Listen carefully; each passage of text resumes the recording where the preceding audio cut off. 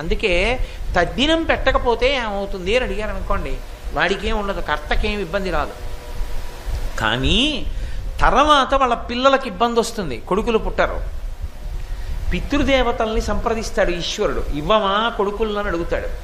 వాడు ఏం చేశాడని ఇవ్వడం, వాడికి పితృదేవతా స్థానంలో ఈ అభిమానాలు మర్యాదలు ఏముండవు, ఇవ్వక్కర్లేదని చెప్తారు పితృదేవతలు. కొడుకుల్ని ఇవ్వరిక, కర్మ సంతానం ఉండదు. అక్కడితో ఆ ఇంటి సింహాసనానికి నీరాజనం ఆగిపోతుంది.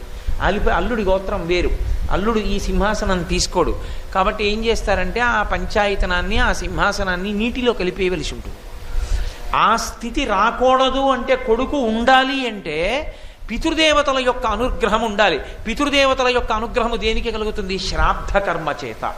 శ్రాద్ధ కర్మ అన్న మాటకు అర్థం ఏంటంటే శ్రద్ధతో చేయున్నది. శ్రద్ధతో చేయున్నది అన్న మాటకు అర్థం ఏమిటి? శ్రద్ధ అంటే ఏమిటి అంటే శంకర భగవత్పాదులు వ్యాఖ్యానం